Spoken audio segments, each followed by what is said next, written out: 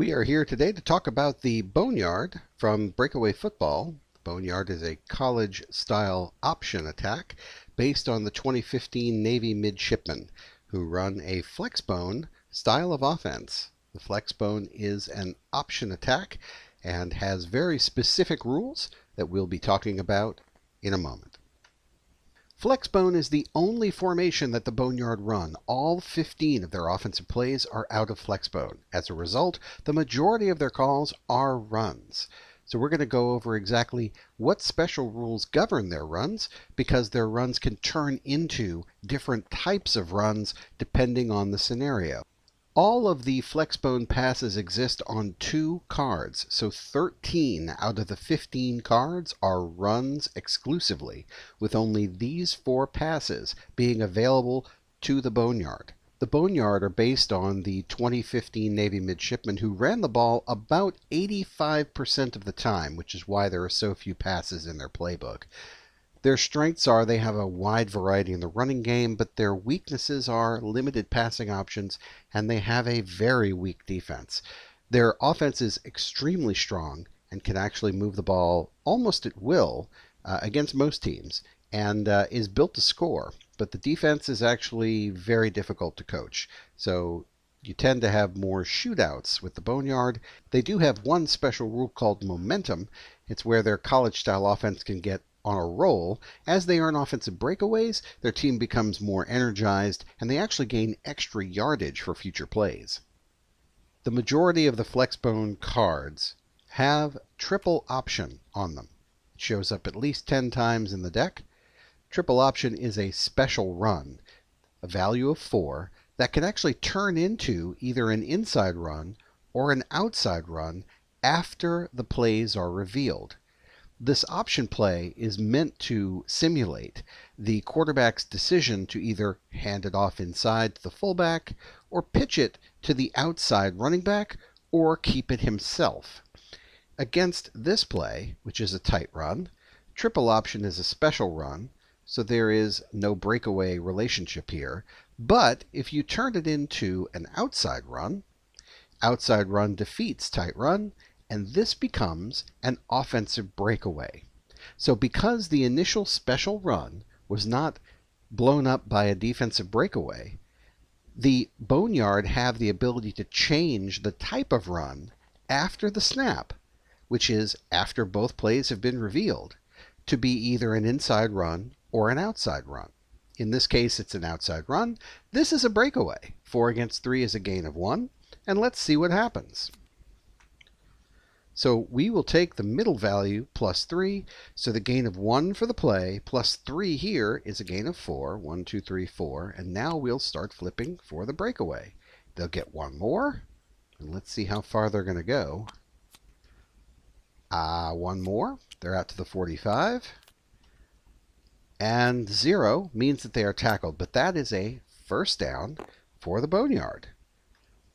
Because it was a breakaway, we take this token, which starts on 0 at the beginning of the drive, and moves up to 1 because they generated 1 offensive breakaway. The Boneyard have first and goal from the 10, so they only need a gain of 2 to score a touchdown.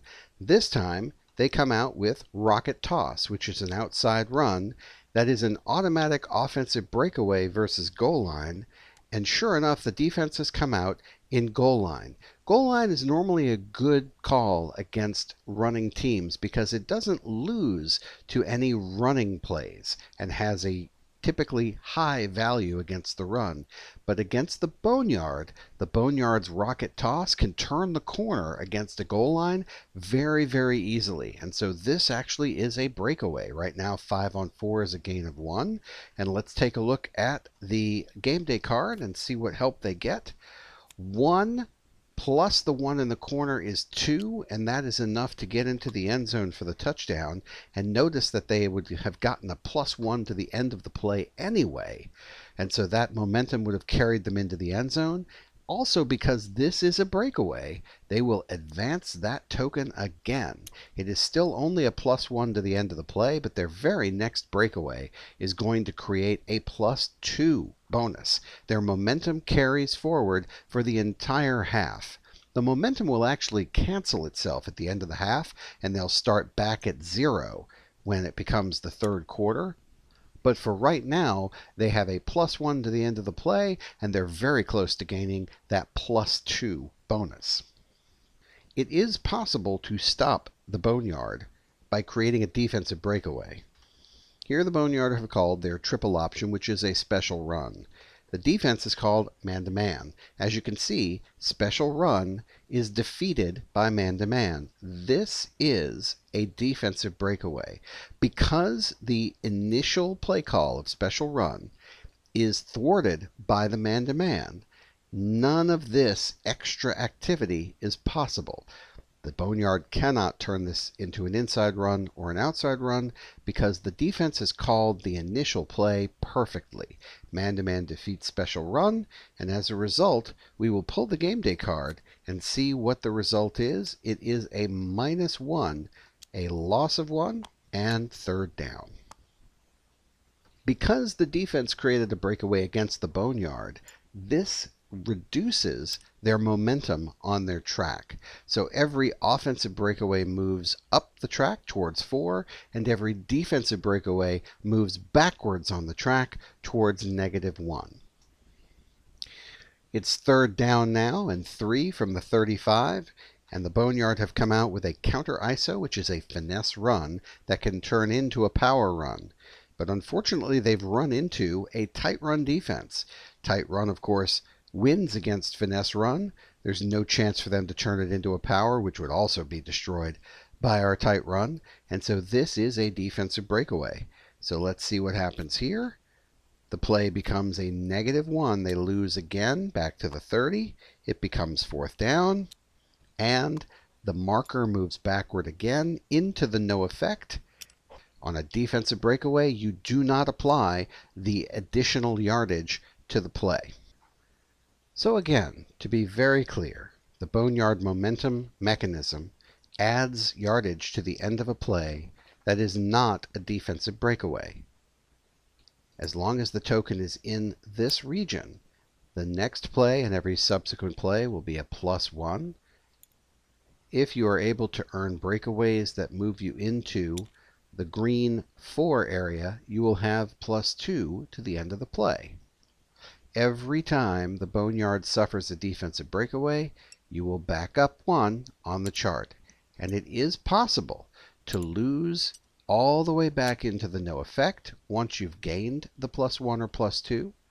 And it is also possible to sink all the way to the bottom of the no effect, meaning that you have to then climb your way back up with breakaway after breakaway after breakaway to get back into the momentum bonus.